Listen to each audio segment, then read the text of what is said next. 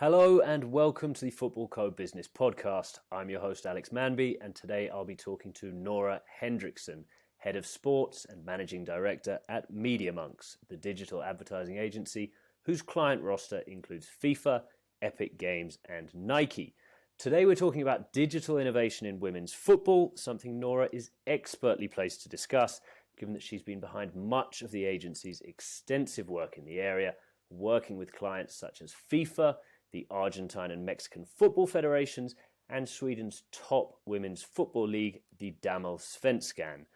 Before moving into the agency world, Nora was a sports journalist covering some of the biggest competitions in world football, so it's safe to say she is a voice of authority as a journalist, a marketeer, and a fan. Nora, welcome to the podcast. Thank you so much. Wow, what an intro.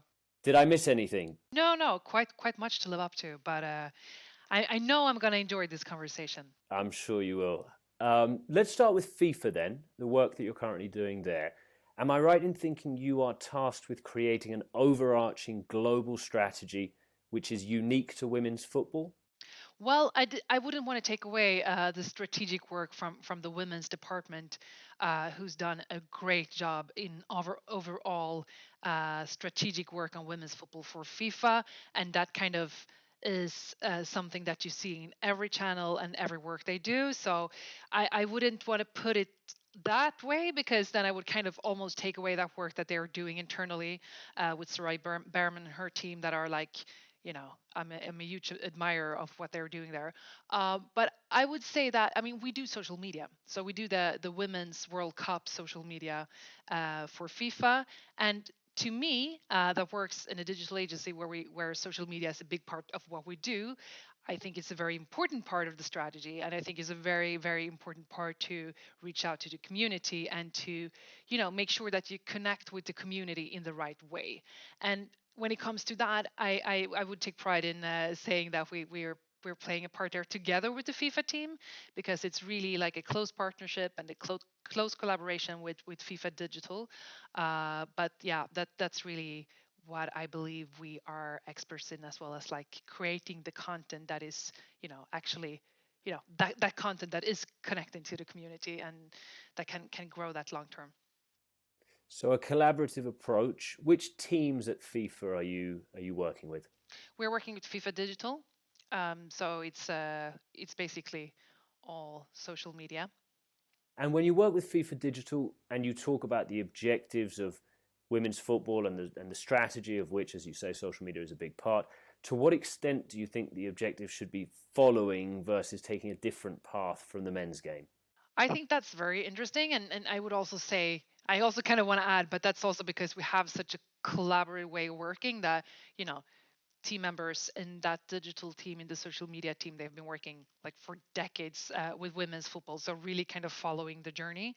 But I think there's a big understanding and a shared mindset of, the women's channel is of course like an object for growth, right?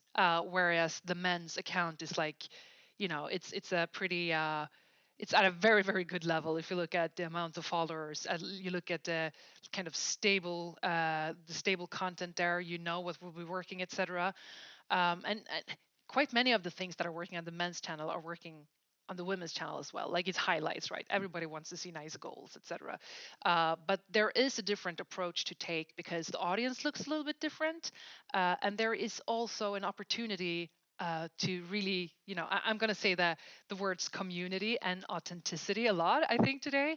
But there is really an opportunity to connect with, like, closer with a community who maybe thinks about football a little bit differently. And then I just think in general, it's always good to make sure that men's football, when also approaching a World Cup year, we're in the World Cup year now, to make sure that doesn't cannibalize on women's football, because that's something that we've seen historically, right? So that's also super important. I really want to talk about the demographics of women's football, the audience who's consuming it. But before we get there, it's interesting what you say there, and it feels like perhaps the women's game being less established has scope to embrace digital innovation in a more agile manner. Do you think that's true? Yeah, I definitely think that is true. I think it's true because a lot of players, I mean, they had to embrace or had to, I think they wanted to embrace the platform to reach out to the community and to grow women's football, and they saw that maybe more as a, almost a personal mission.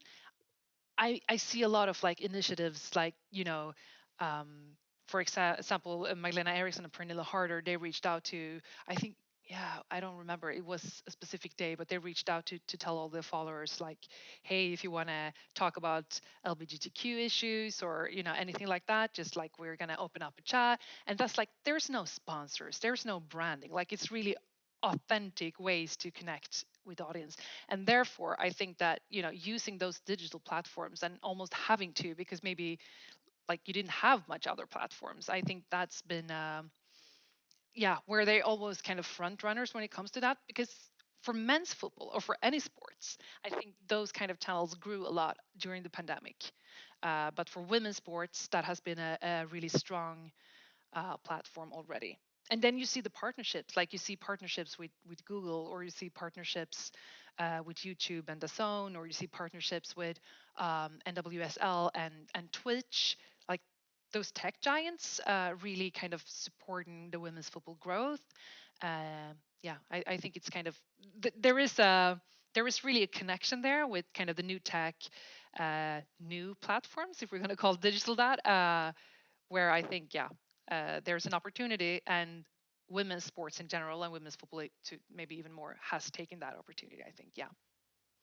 What's it like being a female footballer nowadays on social media? Do you think they feel more liberated than men's footballers who can sometimes, feel a little bit media trained and very wary of stirring up controversy?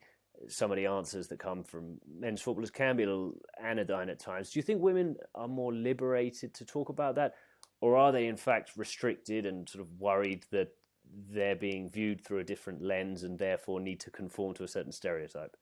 Oh, that's such an interesting question because it's very twofold, I think. I mean, of course, there is like more like bigger sponsors and bigger managements, often around big male football stars. So, I mean, you can sometimes see that if you look at the social media account of, let's say Tom Brady, or, like a really huge athlete like that, and nothing feels authentic, right? It doesn't seem like, there's somebody else doing that stuff. And that's very, I don't think you have to be a professional to feel that. Um, but then on the other hand, I think that so liberation, I guess, if you don't have to always think about, what would my sponsor say, or having like a huge team that will handle your social media, etc., maybe that's liberating. But then on the other hand, I sometimes think that, and this is kind of difficult, because the strength of building community, of the authenticity, etc., it can almost be a burden. And I know that being a female athlete myself, because you almost always have to be political. You always have to speak for like the bigger purpose. But maybe sometimes you just want to be an athlete, right? And you just want to talk about your performance. So I think it's really, yeah, it's twofold. I can see that. I spoke to Peter Crouch on this podcast recently, and he had some very forthright views about players on social media and the fact that you perhaps can't see the personality of the player as much as you might have done in previous years, or perhaps as much as he would like. So maybe that is something that the women footballers can do. At Media.Monks, are there any recommendations you would give? And then beyond that, are there any players or clubs who you think do social media particularly well in the women's football space? Yeah, I mean, I think there are some things that you have to take into consideration. And I mean, that goes for, yeah, I guess like women's sports in general, or any kind of like activations, brand activations, tapping into the more commercialized part of feminism, more so. Like you have to be true, right? So I think that you have to be like kind of tapped into the community to be driving those communication efforts. And also, like, football is football. Like, it doesn't always have to be political. You don't have to treat like female athletes different than you treat male athletes. And I think it's important, like that also plays a part of actually being connected to the community, because still the players are a big part of the community, and the community are kind of built around those relations to players. And if you approach players, which still happening, and I think it's happening to quite large extent, if you're approaching them in a different way than you would do, like if you approach a female star differently than you would approach a male star. And as a journalist, I mean, that could be, or a marketeer, that could be anything from like what kind of thing you want them to do in front of a camera or when you're interviewing them, or I guess the level of research you've done before like going there or doing a shoot or doing an interview, etc. So I mean, yeah, we would always recommend to be really respectful of the community and to have kind of the mindset that, football is football. That doesn't matter what gender plays it, right? So that, I would say, is definitely a recommendation. Authenticity again, right? And you asked me, I think, who I think are doing it good. So I think that Together, who is having like a really kind of Gen Setter focus on women's sport from a US perspective. I think they are doing really cool stuff because I think they understand the medium, they understand the platform, and they understand the community exactly that way that I was describing. Like they are a part of it, and they're trying to, really tap into that. So I think they're doing good stuff. I think Angel City is doing maybe not like especially on social media, but they're really building like a community from scratch, right? Which I think is interesting, and that could be interesting for any marketing effort. Like how is that done? Well, I think it's done like in a sustainable way, in a authentic way, etc. So yeah, I think it's interesting. And then of course they have like these famous owners and stakeholders, but still I think what they do is interesting.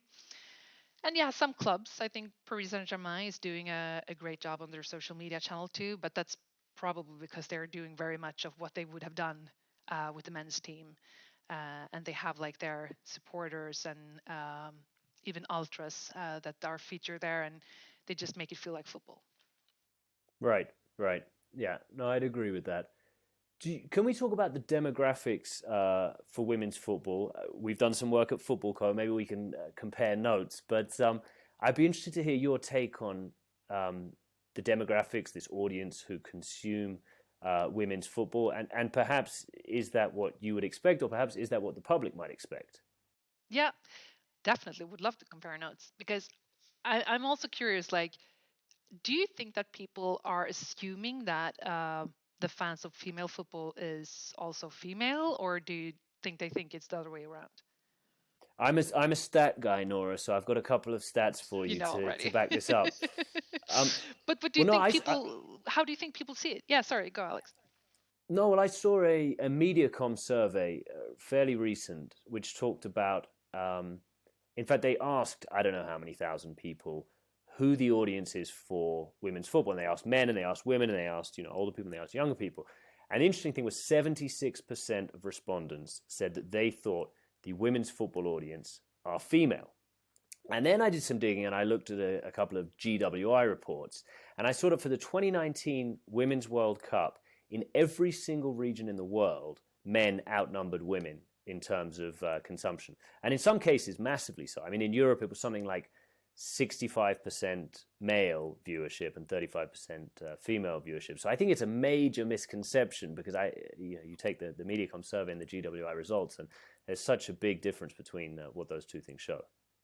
Yeah, that's exactly what I was thinking too. Like that's what I was aiming at, because yeah, I mean, and if you think about it, like most football fans are male, right? If you look at the demographics, so maybe it shouldn't be a surprise. But sometimes I just see this like assumption, or I feel like there's assumption when you do activations that like you're all only talking to a female audience. But no, that's not the case, right? Because like it's still a bigger percentage of men watching women's football than it is like female fans doing so. So I just think that that is super interesting. And I think there were some interesting findings also. We did a survey with Global Web Index, and I've done like a really, or been part of, taken part of a really deep dive here in Sweden, like super locally. So Global Web Index, like uber global, right? Swedish survey, super local. But one thing that I kind of couldn't let go of was that there were like one finding in the global web index that was like, okay, so if you look at the female fan of women's football and the male fan of women's football, and you compare their interests, etc., you don't find like almost anything in common. But there was one thing in common, and it was like the interest for vegan food. So then you Wow. look at the yeah, and then you look at the survey here in Sweden, where there is like a huge percentage of fans of women's football that are considering themselves, purchasing. Consuming things that are sustainable, like really that kind of thinking to a much bigger extent than those who weren't fans of women's football. So I can't help but thinking, you know is that a community that is kind of woke, or is it like maybe you also when Tobin Heath and Kirsten Press was arriving in Manchester United, was it like not this summer but last summer, right? I uh, think so. Yeah. and suddenly the sales of their jerseys outnumbered the male any of the male stars jersey sales. And that's kind of interesting because you're like, yeah, maybe you're a fan of them, but maybe you're also kind of a supporter and you're kind of making a statement. So I think there's some interesting things to some interesting findings there in that No, I space. think you're absolutely right, and we've seen a few other things like that. I think this is from GWI. I saw that fans of the women's game are 55% more likely to be interested in political and social issues versus your average football fan. I think they're over twice as likely to want their favorite brands to sponsor good causes. So you can see I mean, that's interesting from a marketeer's point of view, from a brand perspective, that fans of female football, perhaps while still more male than you might expect, are supporting some of these societal issues. The other example that I would point to is the U.S. women's national team, successful for many decades, historically incredibly successful. But I feel like, in my perception anyway, it was after the 2015 World Cup, and probably this is because of some of the footballers who were playing in the U.S. women's national team, most notably Megan Rapinoe. They started being more and more vocal about societal issues that they cared about. And there was an increase, a 500% increase in US women's national team merchandise sales between 2015 and 2019. You're talking about two incredibly successful teams just 4 years apart. And yet that shows that the consumer reacted to these outspoken issues. I thought that was very interesting. Yeah.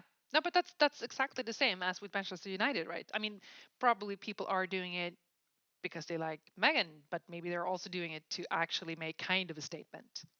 So you buy a jersey for yourself or for your daughter or son who's playing football, and you're choosing a female player over a male maybe, and that's kind of you know a mindset, I guess. I think so. Perhaps it's also a difference in the way that fans consume women's football content. Men's football is still over 50% of all consumption of men's football is the live broadcast. That's obviously because of the preponderance of men's football on TV. And I think while women's football on TV, particularly in the live broadcast, is more prevalent, it's still way behind. You can't just switch on, your TV, whichever satellite channel or OTT you have, and expect to see women's football, whereas any night of the week you could see men's football. So perhaps that's about fans consuming content differently, and perhaps it's about knowing the players in a different way. Do you think that's fair? Yeah, I think so. I think that's fair, and I think that maybe when finding other platforms used to be a necessity, if you look at, which we do a lot, like how gen setters consume sports, I mean, they don't consume 90 minutes of football actually. And when I pull up some of that stats sometimes when I talk to clients, I'm like, you know I'm 40, I still consume, I love to see a full game. But if I look at, if we need to kind of like respect a new kind of behavior around sports to be able to not lose that audience. So if we're gonna just feed the gen setters with like 90 minutes of sports, 90 minutes of football, and no like second screen experience, or nothing else to it, there is a risk that they are kind of maybe just going to stick to highlights, etc. So like those kind of second screen activations, or however you behave in OTT.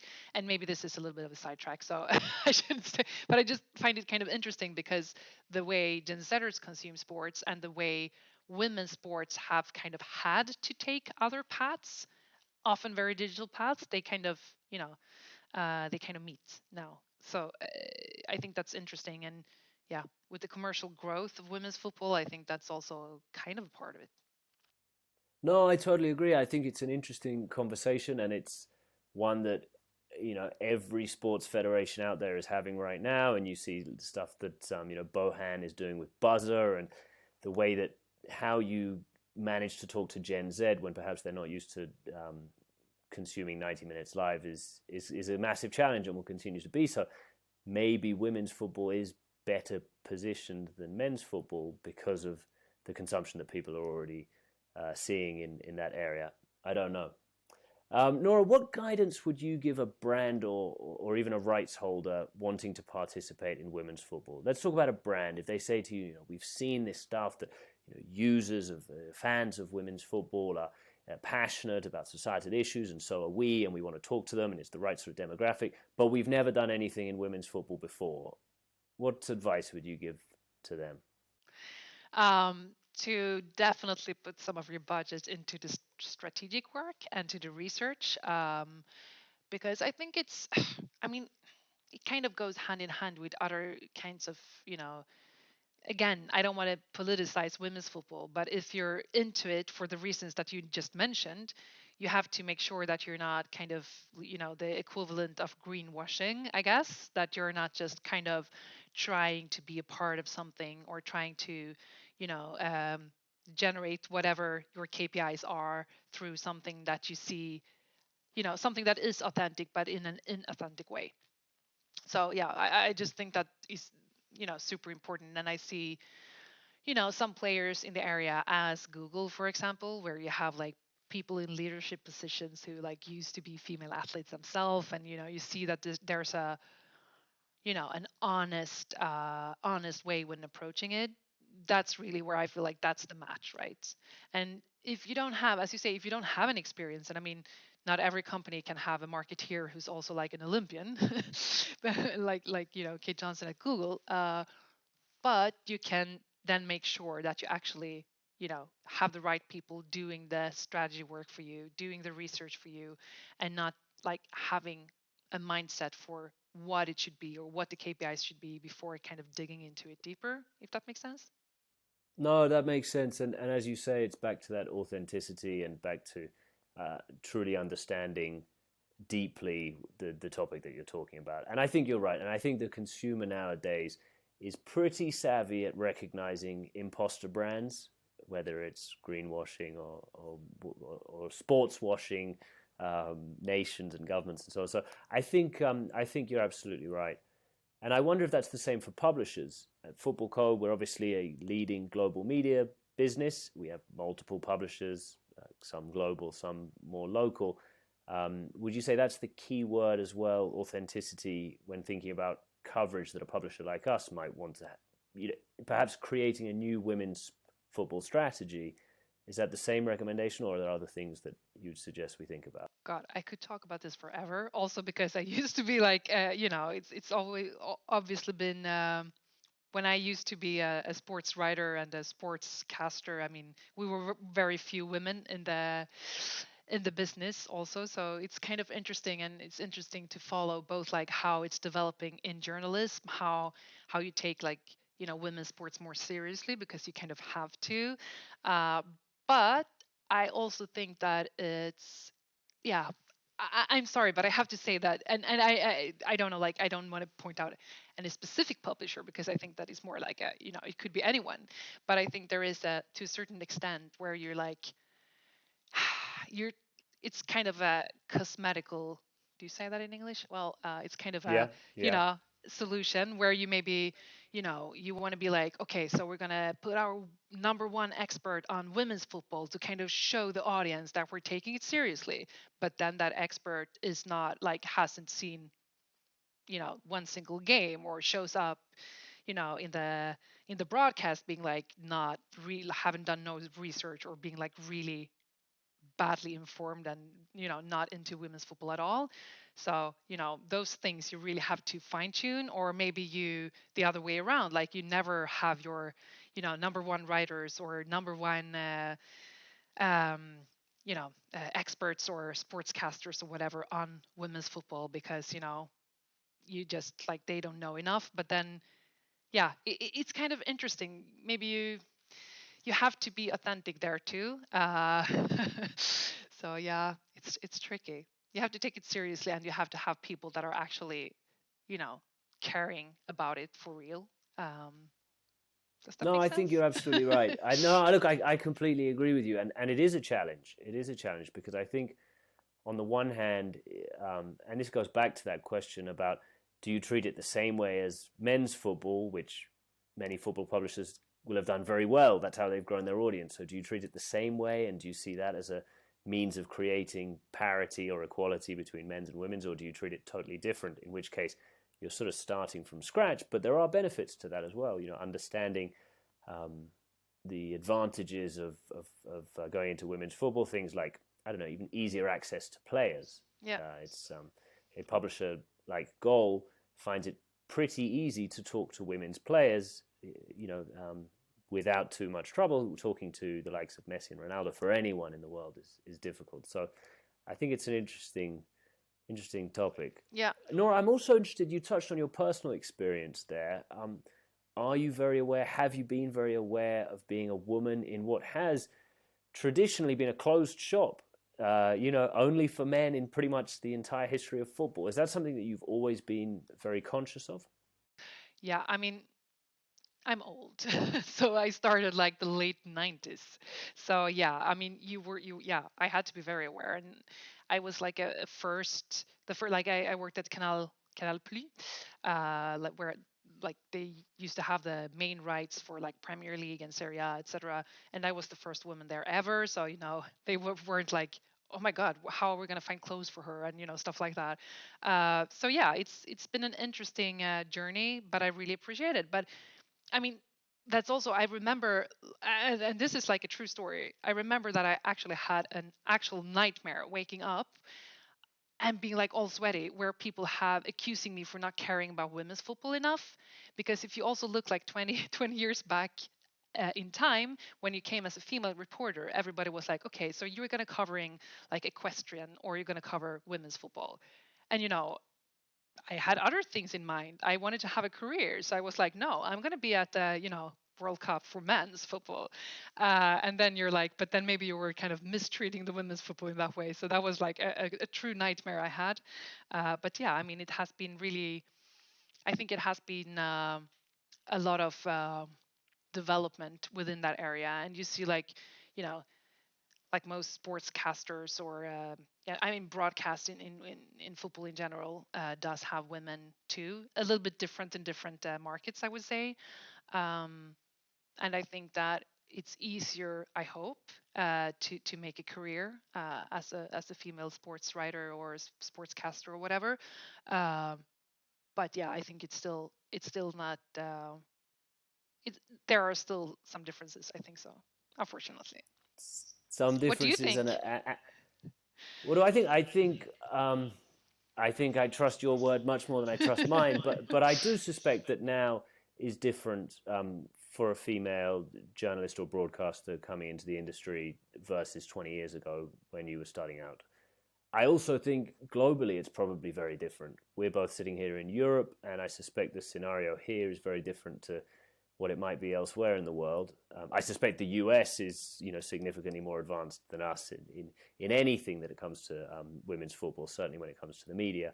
But I suspect other areas are less so. And in fact, I wanted to ask you about the work you've done with the Argentine and Mexican football federations. I imagine after FIFA or before FIFA or whenever it came, that must be, we're talking about different clients, different goals, and presumably very different challenges.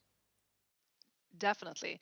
And also, I think that you have to, like myself, I mean, Sweden has been a quite big player if you look to it historically in women's football. Also, because I think of like the whole setup around like gender stereotypes in sports, there is a lot of things. Like it's not at all perfect here, but we've come quite far when it comes to that. So I think that's also why we're quite strong in women's sports until the others, the big countries kind of understand that, yeah, you should probably do something there, and then we're worthless.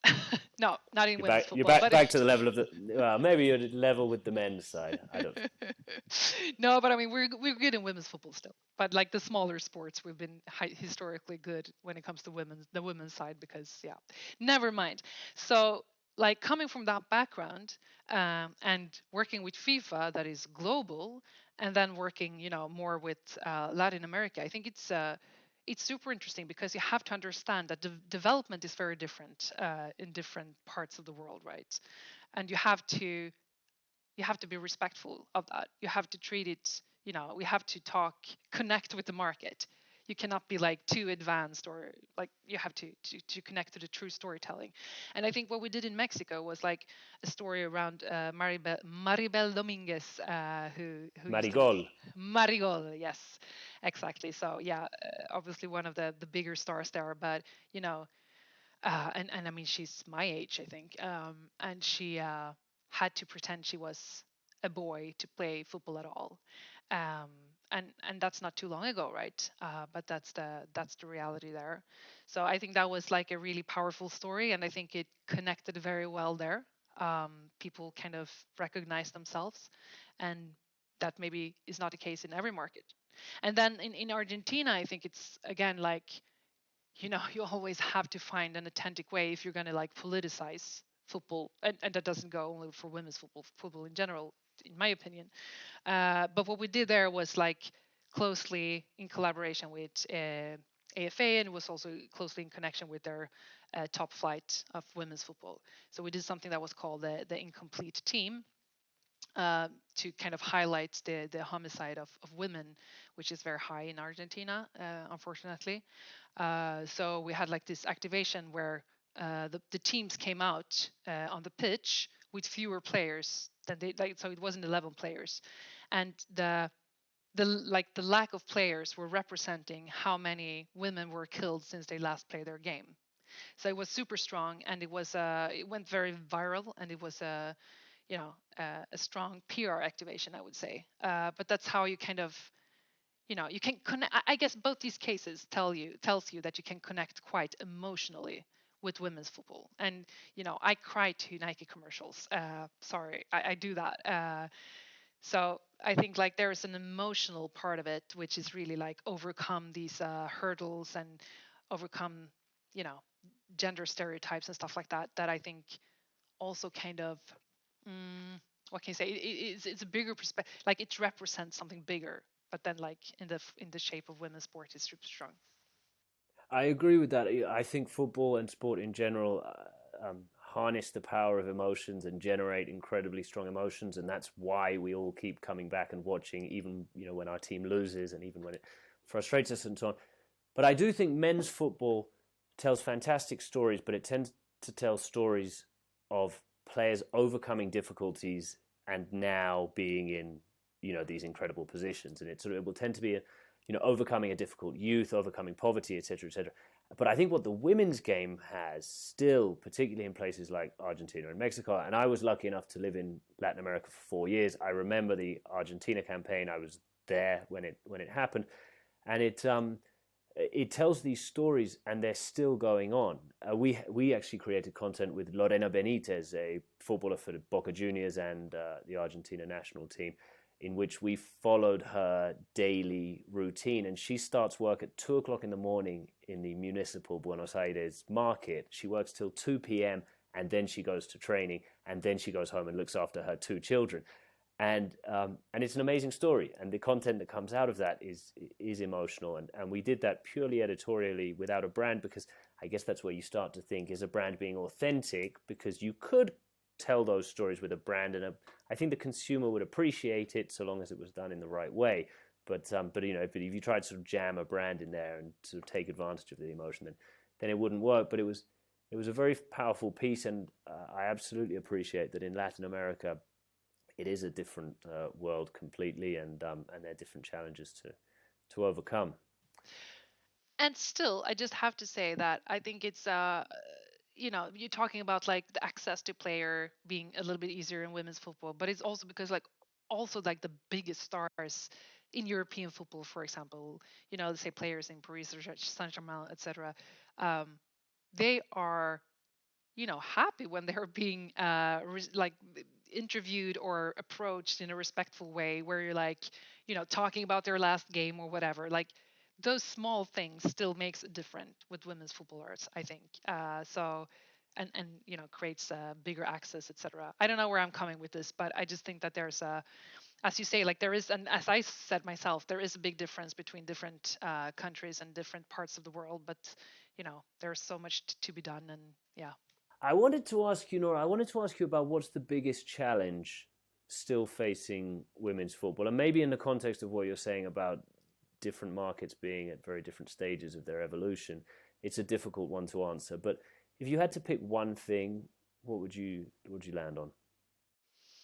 Yeah, I mean, if you look at it on a global level, I think that is going to be that is going to be hard thing to overcome. That some countries, well, you don't have a proper league almost, and then here in Europe, actually the biggest clubs are understanding that for many different reasons, sponsors, sustainability, whatever. But you really have to have a women's football team, which is of course bringing money to the game, etc., which is also like attracting the biggest players, um, but making the inequality quite big when it comes to development. So I think that is a huge challenge if you look at women's football on a global level.